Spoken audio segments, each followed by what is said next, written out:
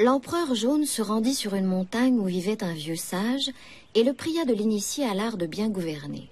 « Maître, vous qui avez accompli le Tao, indiquez-moi comment utiliser l'essence du ciel et de la terre. » Le vieux sage répondit. « Depuis que vous gouvernez, les pluies s'abattent sans nuages, les feuilles des arbres s'étiolent sans jaunir, la lumière du soleil et de la lune s'amenuise. Je ne puis vous parler du Tao. » L'empereur jaune se retira dans une cabane de joncs, y vécut 3 mois dans le dénuement, puis revint interroger le vieux sage. « Maître, vous qui détenez la voix suprême, j'aimerais être initié à l'art de gouverner mon corps afin de vivre éternellement. » Le vieux sage lui dit, « Sois calme, sois pur, n'accable pas ton corps, n'agite pas tes essences séminales et tu auras longue vie. Sois aveugle, sois sourd, laisse ton mental dans l'ignorance. Alors ton esprit veillera sur ton corps qui vivra éternellement. J'ai 1200 ans et ne suis pas décrépit. » L'empereur jaune s'inclina. « Maître, vous êtes le ciel même. » Le vieux sage ajouta, « Le Tao est infini. Or les hommes croient qu'il a une limite. Le Tao est insondable. Or les hommes croient qu'il a un fond. »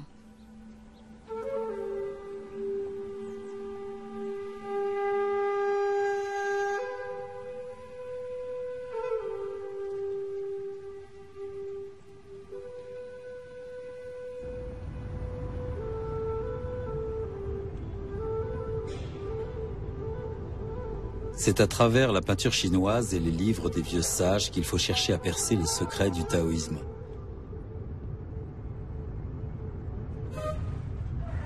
C'est en m'approchant du taoïsme que je voudrais saisir ce qui m'attire dans cet art. Le taoïsme est, dit-on, l'expression la plus ancienne de la pensée chinoise. Qu'en reste-t-il aujourd'hui en Chine ? À Pékin, les vertiges de la modernité laissent émerger de temps en temps les toits pentus d'un temple taoïste. Est-ce un musée, un vestige du passé ou l'indice d'un monde en reconstruction ?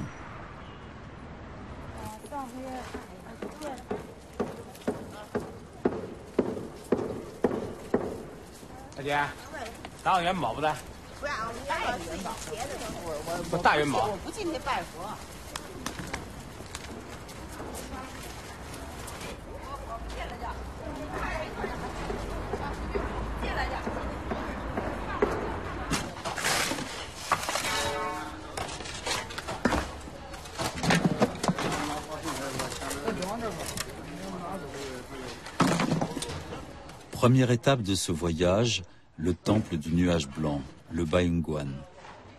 Ce labyrinthe de pavillons et de cours est le centre officiel du taoïsme en Chine. J'ai rendez-vous avec une jeune Française qui a été initiée dans l'ordre Chuan Shen, ou perfection intégrale, une des branches du taoïsme. Elle va me guider auprès des maîtres. J'ai découvert le taoïsme en Angleterre avec la British Taoist Association, l'association britannique taoïste. À l'époque, je travaillais en Angleterre dans un centre de recherche en neurosciences. Et un jour, une de mes collègues m'a invité à aller participer à une séance de méditation. En fait, j'avais jamais entendu parler de taoïsme avant et j'avais jamais vraiment été intéressée par la méditation non plus. Donc je me suis posé la question, tiens, qu'est-ce que ça pouvait être? Et j'y suis allée par curiosité. 2 ans après, j'ai décidé donc pendant mes vacances d'aller faire un voyage en Chine. Et en visitant les temples, en m'imprégnant un peu du mode de pensée des prêtres, je me suis dit qu'à travers ces enseignements-là, je pouvais obtenir les réponses que je cherchais, à savoir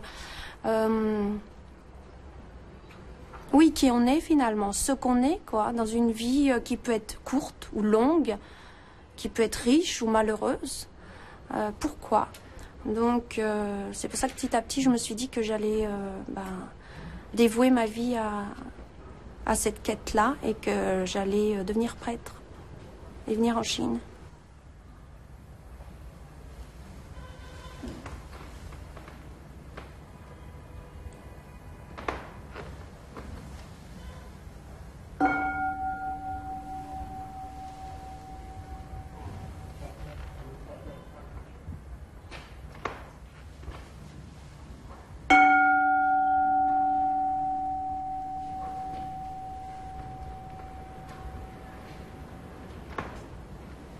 L'apprentissage du taoïsme, c'est pas par la parole en fait.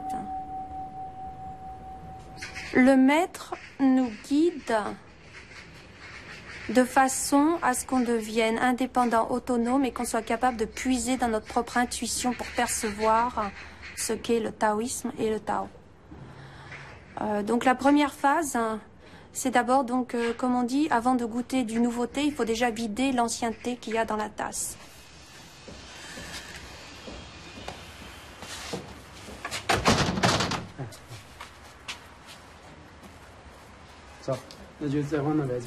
Le premier maître, c'est lui qui vous donne votre nom. Donc c'est comme prendre naissance dans le taoïsme, puisqu'il vous donne un nom taoïste.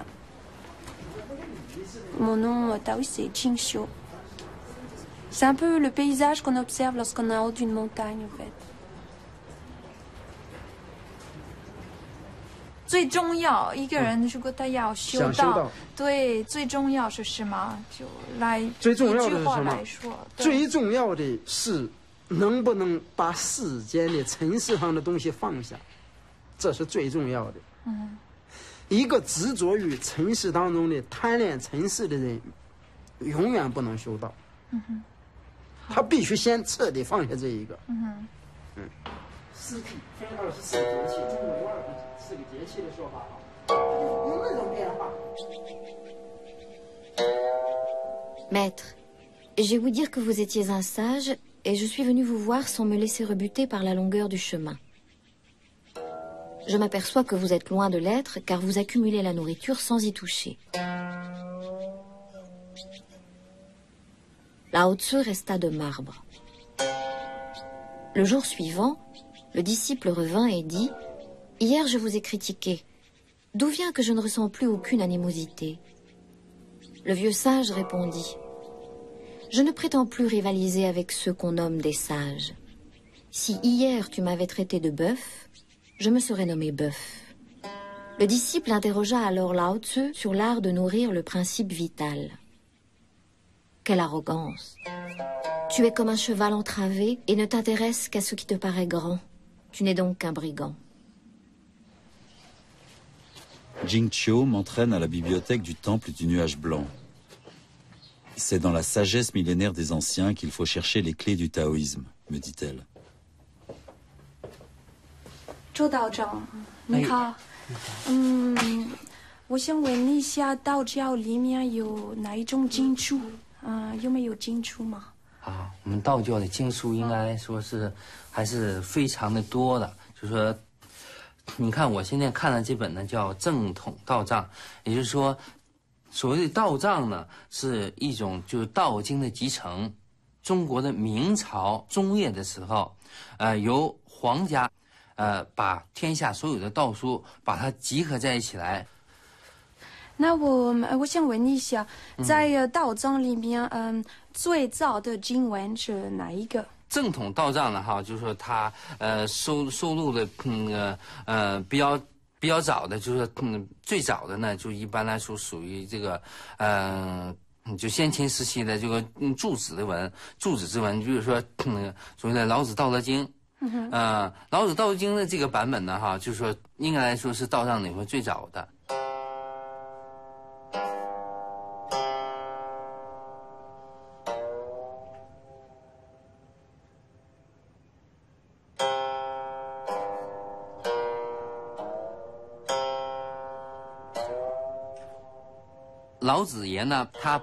À l'origine, Lao Tzu était le responsable de la bibliothèque du royaume des Zhou. Comme il voyait que la dynastie périclitait, que les rites se fragilisaient et que le royaume était en déclin, il pensa qu'il allait y avoir de grands bouleversements entraînant le chaos. Lao Tzu décida alors de quitter la capitale des Zhou et chemina vers l'ouest, jusqu'à la passe Rangu. Là se trouvait le général Yingxi, gardien de la passe. Ce dernier vit des nuages pourpres s'élever à l'est, et il comprit qu'ils auguraient de l'arrivée d'un grand sage.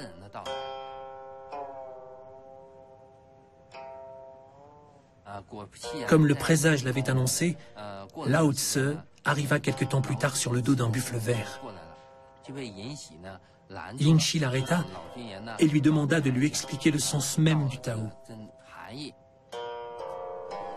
Yingxi fit alors construire une estrade sur laquelle Lao Tse se mit à énoncer le livre de la voie et de la vertu. En fait, le livre lui-même a été rédigé à partir des notes prises par ceux qui recueillirent son enseignement.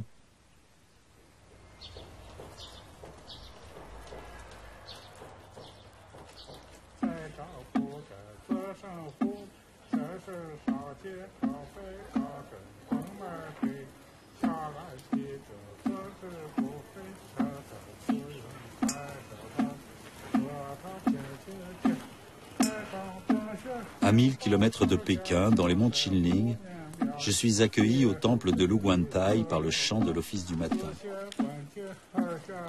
C'est ici même que Lao Tse s'est fondu dans la montagne après avoir fait don de sa sagesse.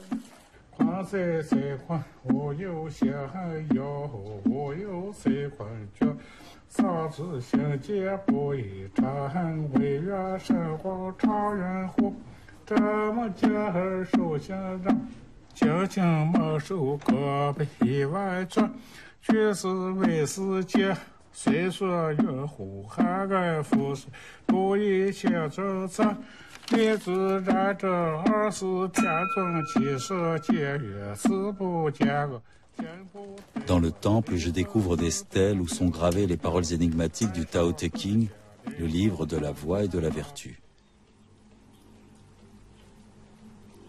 Le Tao qu'on tente de saisir n'est pas le Tao lui-même. Le nom qu'on veut lui donner n'est pas son nom adéquat. Son nom, il représente l'origine du ciel et de la terre. Avec un nom, il est la mère de toutes choses. Le Tao donne naissance à l'un, l'un engendre le deux, deux engendre trois, trois engendre les 10 000 êtres du monde. 道德经是让这个形成这个到这个理论上这个并存战略上，它那个包括这个那个面积广，看你需用在是哪一方面。道德5000言里头就是那个就是这个哲学辩理的一种子诗就是为啥人这个世界上都要创明要学道德经，要用道德经，看你用在哪一方面，就是这样子。包括面积5000言里头面积广的，用法不一样就这样子。道德经里面讲的无为，那这个无为的状态是哪一种状态？有为而无不为，是有为的事情。所以这个就是讲的，就是有为就是有形有相的，无为者讲的无形无相的那个事情就是这样。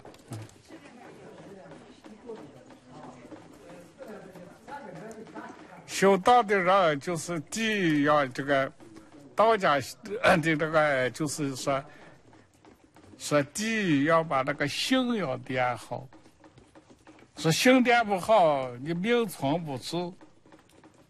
心跟爆草的炉火烧生，就这个烧的，说就是练人这个修道的人就是说练的那个水一样，说任何事情都在任何事情原来他不争不烦就这样子，这修道就要达到这个地步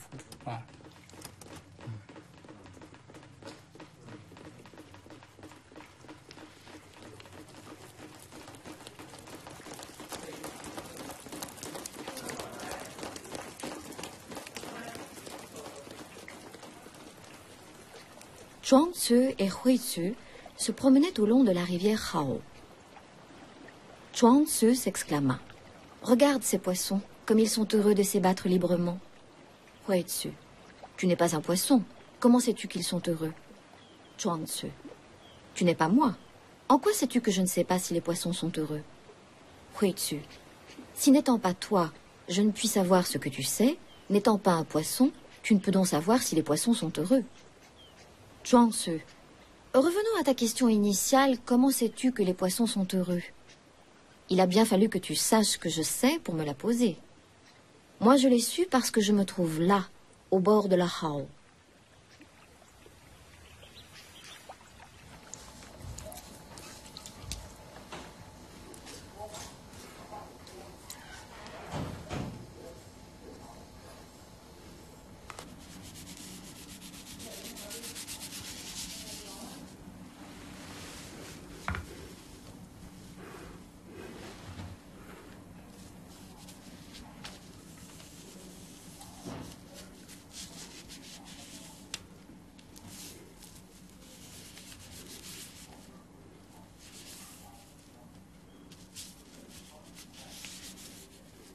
那是嘛意思呢？道法自然。哦，道法自然。这是那个《道德经》里面的有一个句子。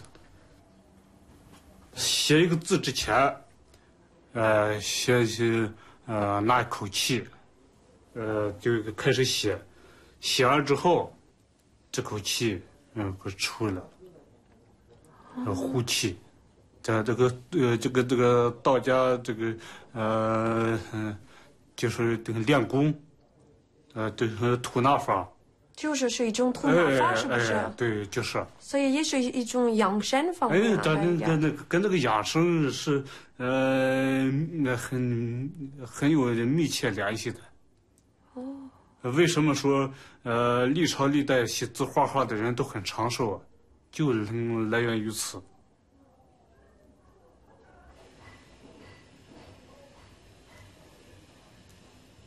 Ce calligraphe me fait comprendre que la pratique artistique fait partie de la culture taoïste, au même titre que les exercices respiratoires.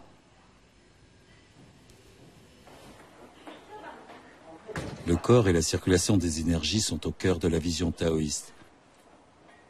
Je découvre au temple du nuage blanc un dispensaire de médecine traditionnelle.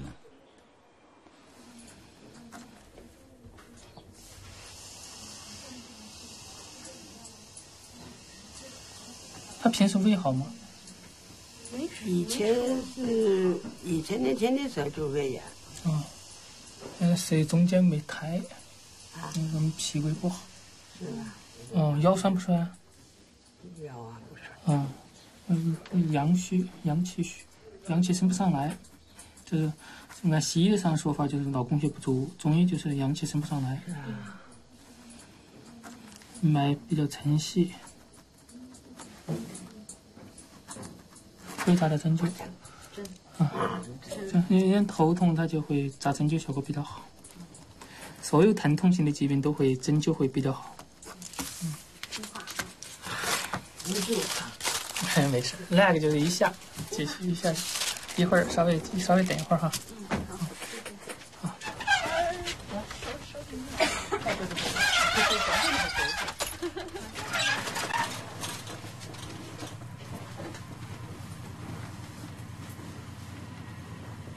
我的那个心脏病一直扎针灸扎的肩膀呢？还扎过。我06年6月5号住院的，从那以后的时候。这个北影馆诊所呢，开了有快将近4、5年了啊。因为道教呢，它本身就说让它10道9医嘛，是吧？就是10个道士的9个9会医。因为这个养生的话，你肯定必须要懂医才可以。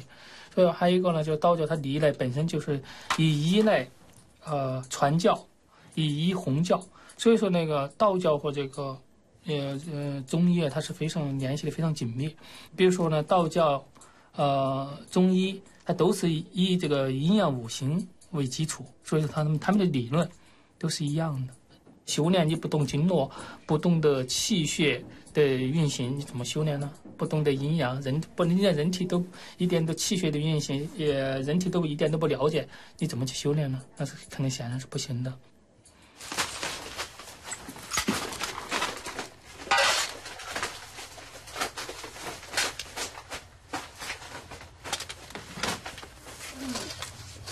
Les mots du médecin résonnent. La médecine chinoise régule le mouvement du yin et du yang, et ces plantes médicinales servent à en restaurer l'équilibre. Je demande à Jingxiu comment appréhender ce qu'est le qi pour les Chinois. Est-ce l'énergie interne du corps? Le souffle vital? Comme un disciple suit son maître, je pars avec elle au centre de la Chine, dans le Shaanxi, la province où elle a été initiée au taoïsme.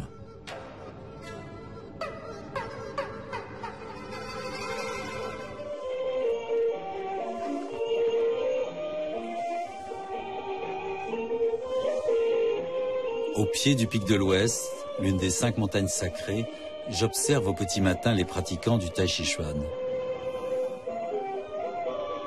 Cet art de combat à main nue a été inventé par les moines taoïstes en observant la lutte d'un serpent et d'une pie effrayée, me dit Jingxiu.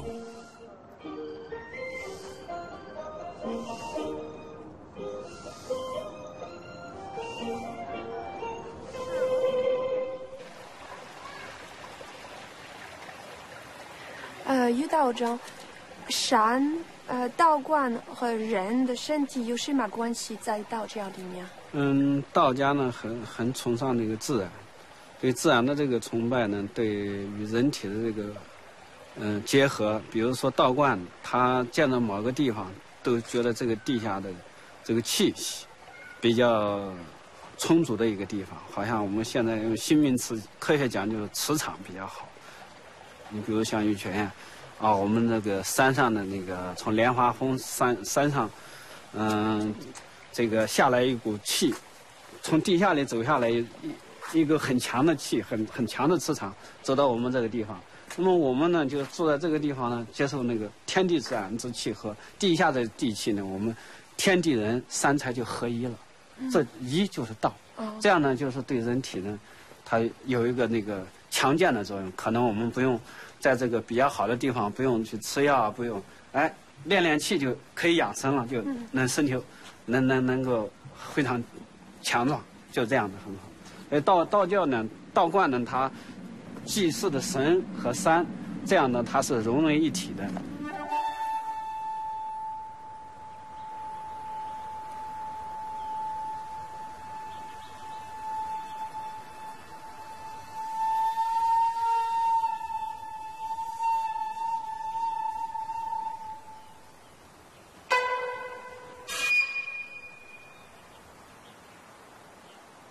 这些山对道教的影响，是因为中国的这个天人合一的这个思想和对神明的这个敬奉。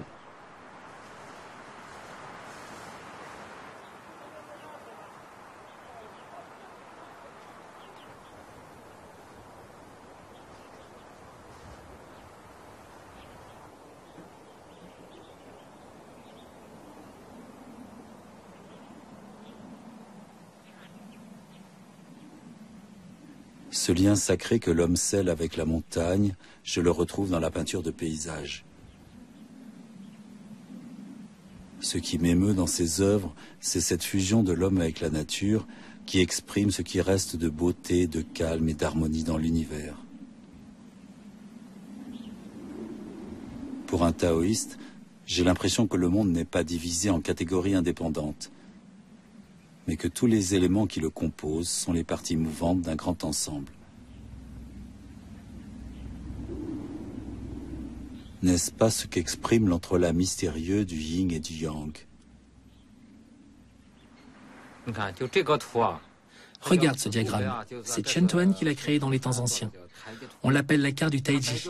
Elle représente l'univers. Elle est constituée de 3 lignes qui forment des hélices. Il suffit de suivre le mouvement de ces 3 hélices pour comprendre l'origine de toute matière dans l'univers. Tout l'univers provient de ces 3 hélices.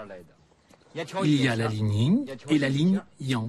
Et encore, la ligne yin-yang qui constituent ensemble l'origine de la matière. Tu comprends, n'est-ce pas?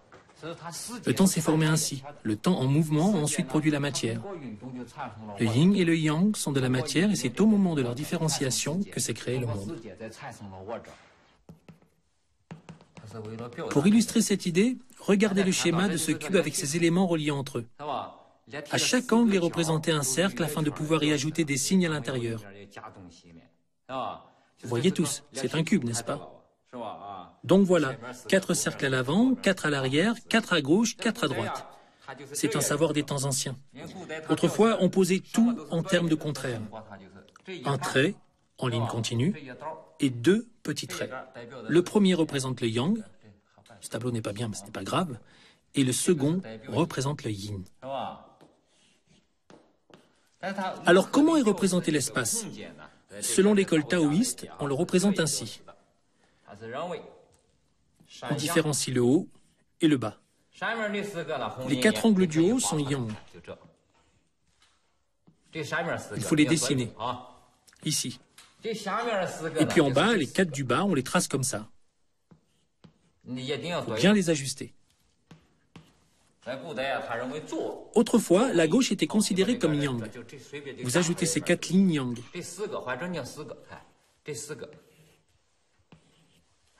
Et regarde, les 4 côtés opposés deviennent yin. On disait aussi que les 4 angles à l'avant sont yang. Et c'est bon. Il y a l'avant, puis l'arrière. Regardez tous, on a là le tableau des 8 trigrammes chinois. Dans les temps anciens, on l'appelait l'union des 6 points cardinaux. Si vous mettez en correspondance haut, bas, gauche, droite, avant, arrière, vous faites apparaître les 8 trigrammes. Les 8 trigrammes figurent l'espace. Quelle est l'origine de l'espace dans lequel nous vivons? C'est ça. Regardez, en quelque sorte, l'espace a une forme graphique. Qu'est-ce que c'est? Une des composantes de la matière de l'univers s'appelle yang. L'autre, appelé yin, est aussi de la matière. Ils représentent tous les deux de la matière. C'est le mouvement d'aller-retour de ces deux matières qui composent l'univers. Allez donc montrer aux Occidentaux, vous verrez si c'est pas scientifique.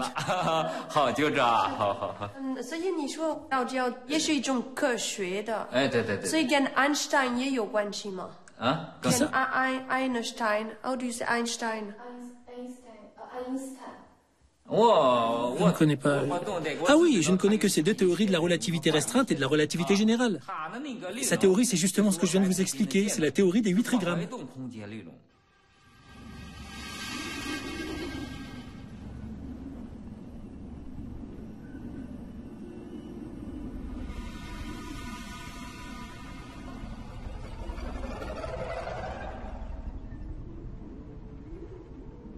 Ce brûle-parfum en bronze du 1er siècle, outil de communication avec le divin, me raconte un monde conçu comme un organisme vivant où l'énergie du yin et du yang relie la terre, le ciel et l'homme. Le yin et le yang se transformèrent et formèrent les 5 agents qu'on appelle aussi les 5 souffles.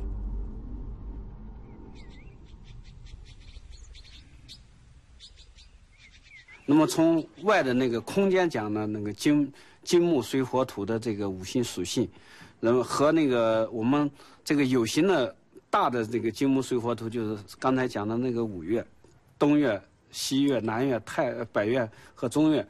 那么在人体内呢，我们又讲到这个5行呢，又再代表我们的这个心、肝、脾、肺、肾这个5脏的这种5行的关系。所以，外面的5行和内面的5行，它是互相对应的，是互相补助的，互相给予的。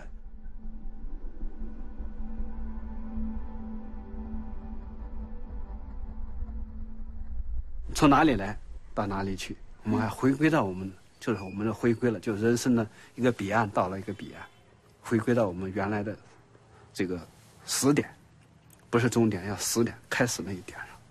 就回归到大自然当中去了，就是这样。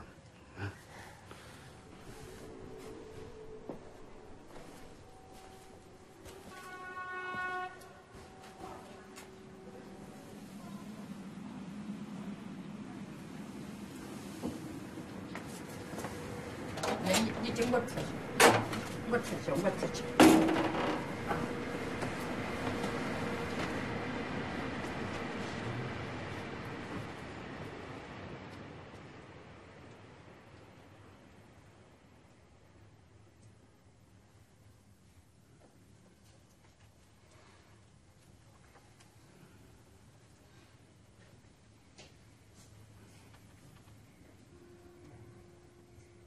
看到了，我看到大笑，笑，对，看到了。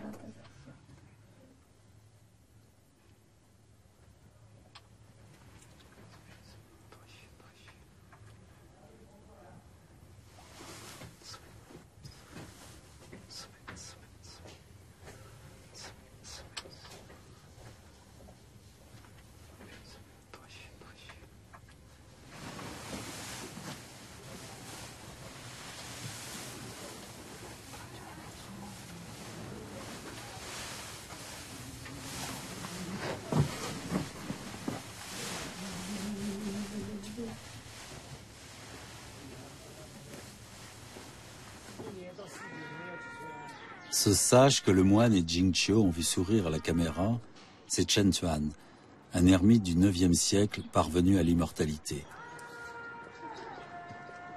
Je demande à Jingqiu comment on devient immortel. Par la pratique, me dit-elle. Elle me fait découvrir la carte du paysage intérieur.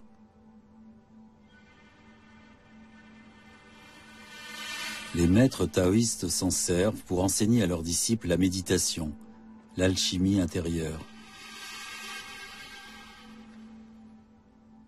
Cette géographie sacrée est le chemin à parcourir dans son corps pour devenir immortel.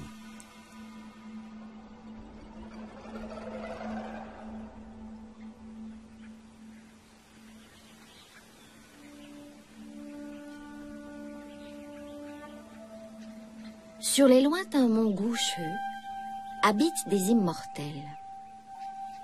Leur peau est fraîche comme de la neige givrée et ils sont délicats comme des vierges. Ils ne mangent pas de céréales, mais aspirent le vent et boivent la rosée. Ils montent sur les nuages et chevauchent les dragons volants pour aller s'ébattre au-delà des 4 océans. Par leur méditation, ils peuvent expulser les pestilences et faire mûrir les récoltes.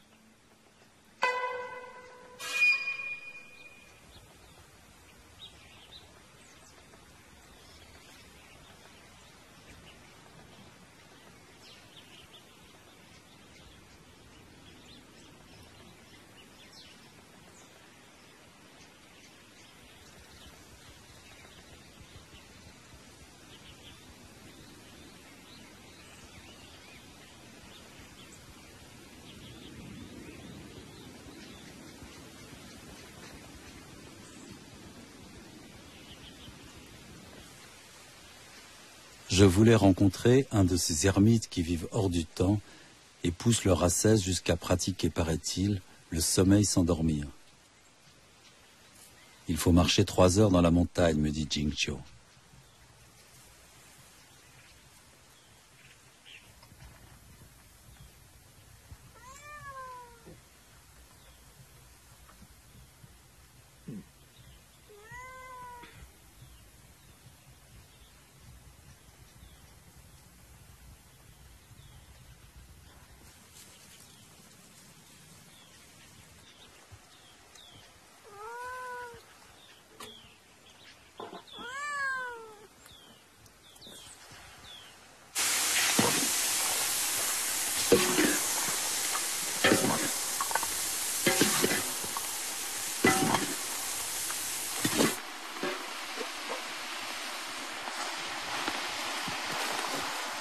那这些栽的冬天的时候就没法种吗？是不是？这不冬天就不种了。对，不种了。国内有些青菜盖住了，这些化的肉的能吃。还能吃吗？能吃。能吃。不多呀。不多啊。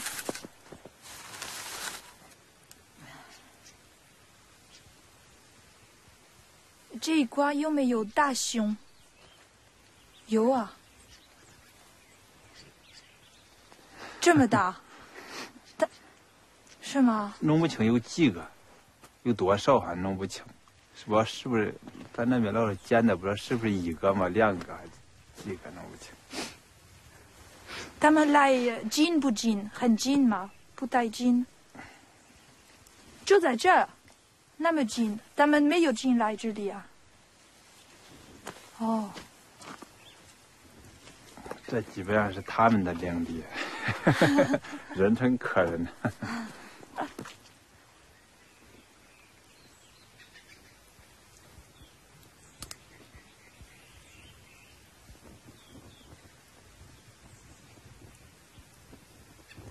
侯道长，你住在这个山上几年了？1年、2年、3年？4年了。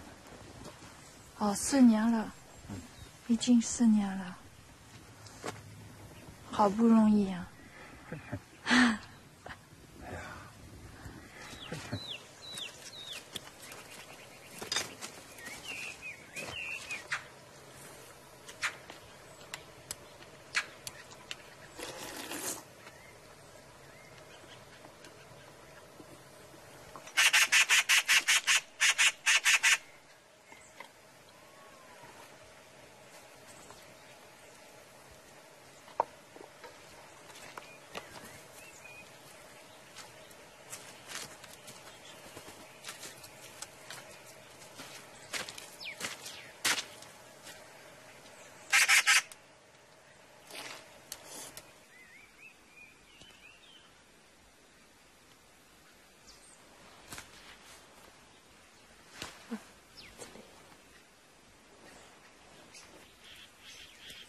！Au début de la création de la branche Chuanzhen, le fondateur patriarche Chongyang a écrit les enseignements des 15 principes fondateurs.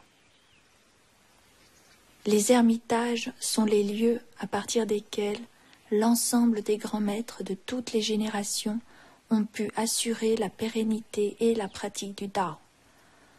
Moi, Dao Ma, je me repentis ici et m'interdis la parole afin de mieux pratiquer et rendre pérenne l'enseignement du patriarche fondateur.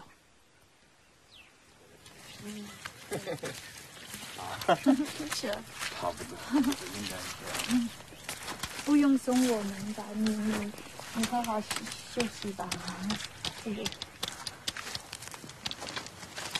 等不得地慢慢收拾一下，整平了。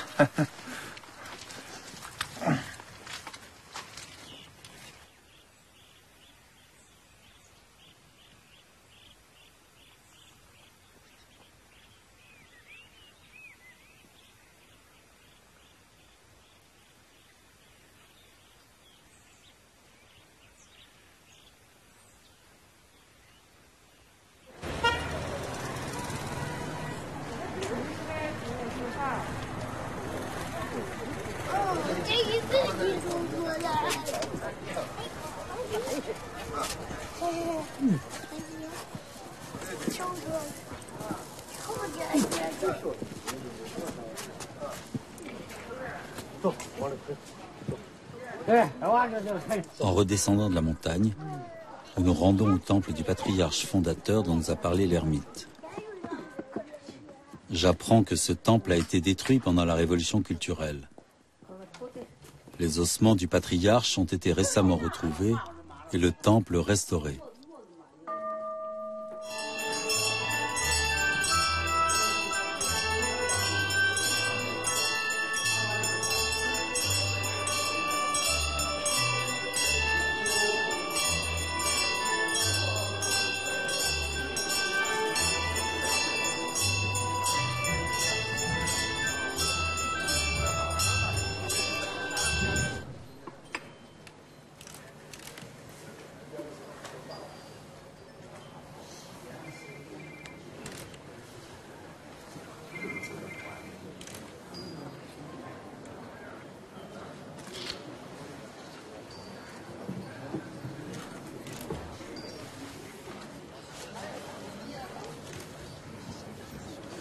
先生，啊，我想问一下，这些灵物是你找到的？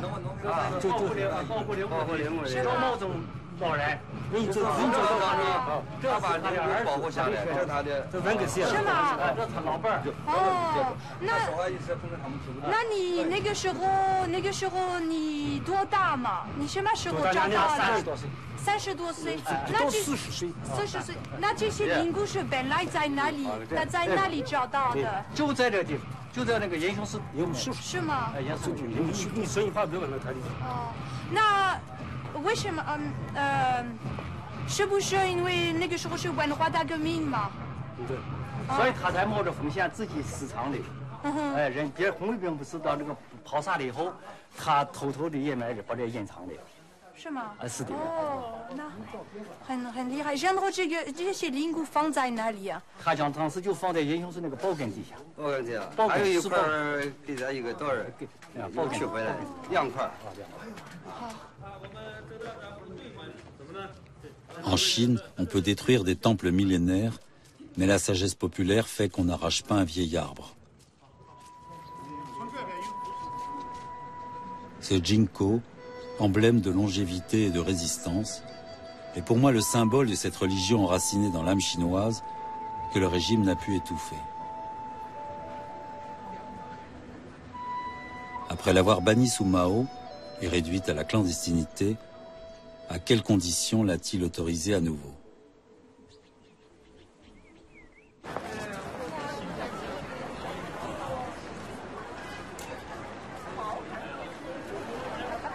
À 800 km de là, je m'immerge dans le versant officiel du taoïsme. La responsable du temple principal de la ville de Wuhan va être intronisée Fanjiang, une très haute distinction spirituelle.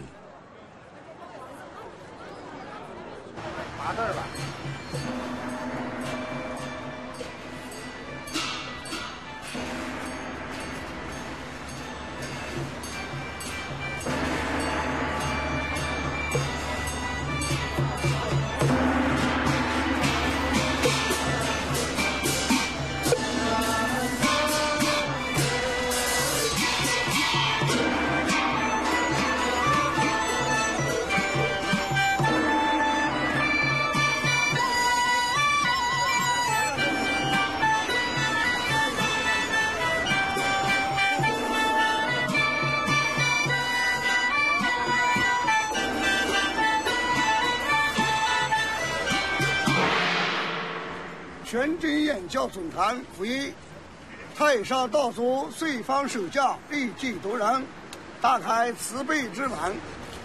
吴承恩大师高登方丈，引导为经，开示玄妙。韩。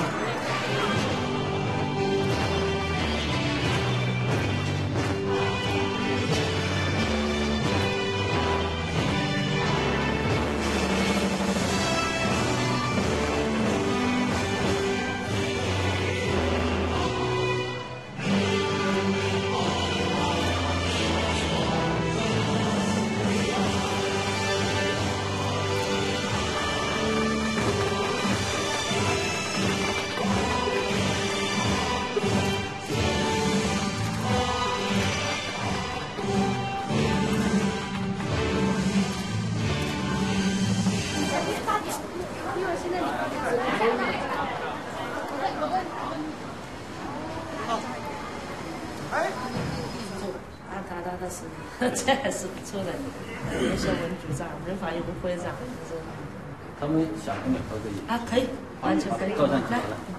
好，好。道教呢，它是有的说，这个，它是用我的生命去炼精化气，念其化神，念神还虚，虚如火道。他常常的精神内守，神日契合，神形相依，时时不忘这个，不忘什么？不忘这个，都是有这个用西方的哲学的精神，用西方的那个来说的话，科学的精神，它是有理性的，它是通过我的这个人的个体的生命出实践修成很多历史上手不胜手，出很多神仙家都是人修成的。人生道教它虽然说是这个长生久世是吧？它长生不是说你肉体你能活1200岁，那也有我们的那个彭州有活几百年，但是道教说《道德经》里面说死而不亡者寿，要多跟人的文化、文明、社会的公益多做有益于社会的事情。他们呢想了解一下明天的活动，有什么意义还是什么意思？明天早上7点30分，按中国的那个明天是黄道吉儿甲子儿，是很好的黄道吉儿。这个7点半7点30分开王母殿开光，王母殿供奉的都是女神，西王母、九泉玄母娘娘、地母娘娘。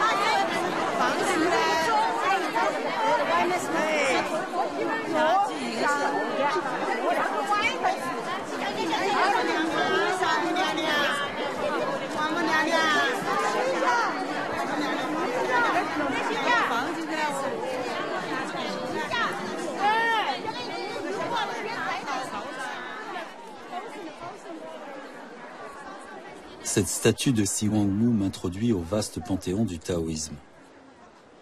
La légende a fait de cette déesse, adulée et puissante, la figure tutélaire de ceux qui cherchent à s'approcher du Tao et à s'ouvrir la voie de l'immortalité.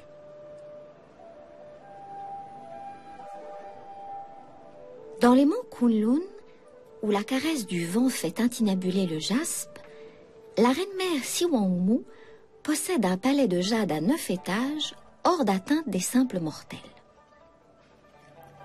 Sur l'une des terrasses de jade, la dame avait fait dresser une desserte pour régaler les 8 immortels.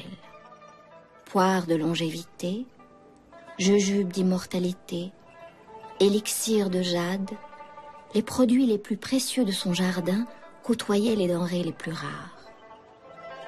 Puis, des serviteurs arrivèrent les bras chargés de pêches d'immortalité qui viennent à maturité tous les 3000 ans. La dame en offrit 2 à chacun de ses hôtes, et ses filles, toutes plus belles les unes que les autres, leur versèrent de grandes coupes de vin.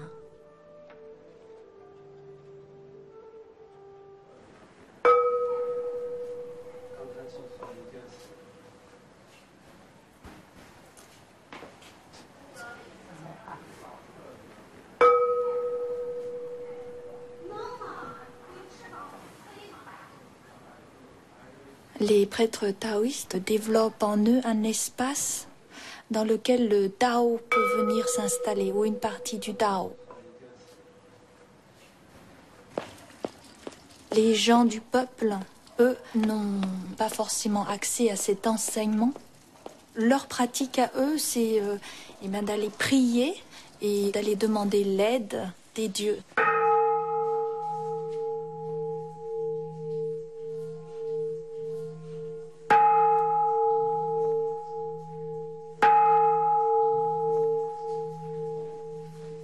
Lorsqu'ils ont un message à adresser aux dieux, ils vont aller trouver les prêtres pour que les prêtres les aident à transmettre ce message.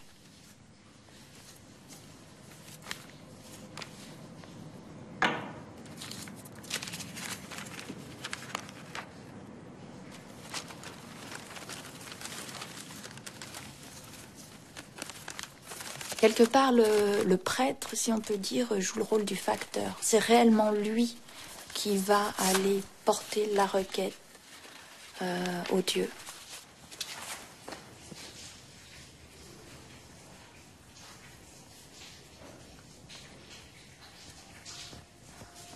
Chaque personne peut développer en fait une relation très personnelle avec un dieu ou un immortel particulier.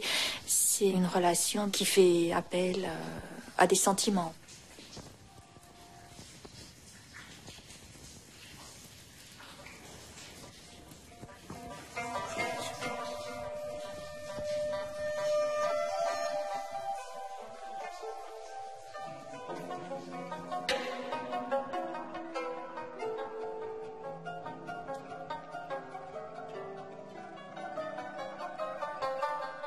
Dans le canon taoïste, il y a tout un descriptif de la hiérarchie qui s'applique aux dieux. Donc chaque dieu a une fonction, un rôle, un poste à tenir.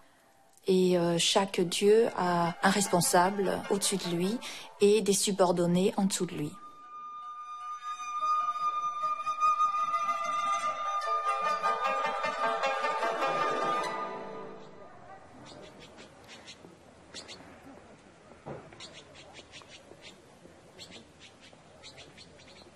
Ces dieux fonctionnaires, dont la hiérarchie est calquée sur les arcanes du pouvoir impérial, me parlent d'autre chose.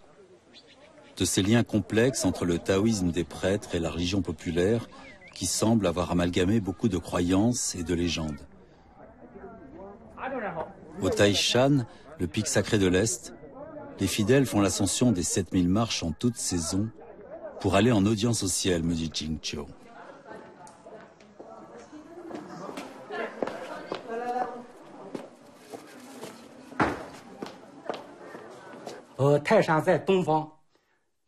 Le pic du Taishan est à l'est et représente le printemps dans l'origine des 10 000 lettres. Dans le Yiking, il est dit que l'empereur apparaît à l'est. Dans le passé, chaque nouvel empereur venait jusqu'ici informer le ciel et la terre de l'avènement de son règne, en leur faisant part de ses mérites et en leur offrant des sacrifices. Ainsi, la légende veut que le dieu du pic de l'Est ait été nommé roi des enfers par le dieu d'en haut, afin de régir le destin des hommes, de contrôler le monde des enfers et de communiquer avec les immortels dans le ciel. C'est pourquoi le pic du Taishan est désigné comme la première des montagnes sacrées.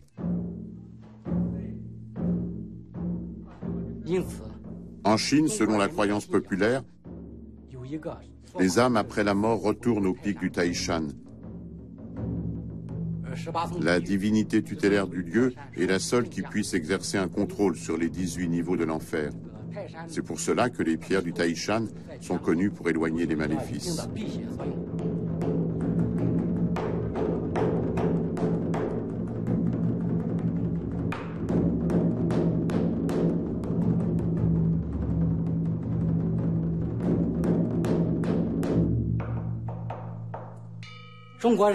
La particularité de la foi des Chinois, en plus de la vénération du ciel et de la terre, c'est qu'ils n'ont pas un dieu principal.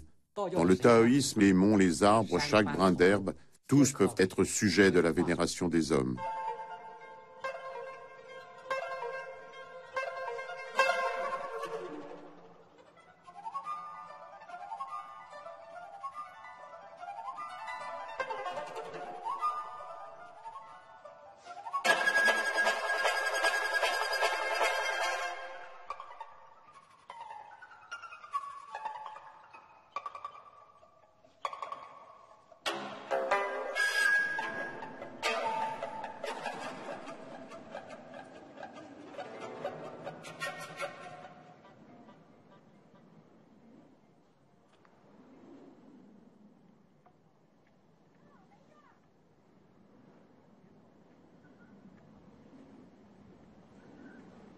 Cette vénération de l'univers, quoi d'autre que la peinture de paysage l'exprime parfaitement. En Chine, l'art et la vie ne font qu'un. En quittant Qingqiu sur le Taishan, je voudrais me fondre dans la nature, comme ce peintre d'autrefois qui disparut dans la brume d'un paysage qu'il venait de peindre. Je repense à Chétao, le moine citrouille amer, ce peintre de la fin du XVIIe siècle dont l'œuvre et les écrits m'ont fait découvrir la peinture chinoise. L'encre s'unit au pinceau comme le yin s'unit au yang. Le yin et le yang indifférenciés évoquent le chaos originel. Aussi, l'unique trait de pinceau permet-il d'en révéler la teneur. Dans la montagne, la peinture trouve son âme. Avec l'eau, elle trouve son mouvement. Au travers des forêts, elle trouve la vie. Auprès des personnages, elle trouve la jouissance du calme. Dans l'océan d'encre, l'esprit immédiatement se recueille. À la pointe du pinceau, la vie jaillit comme l'eau d'une brèche.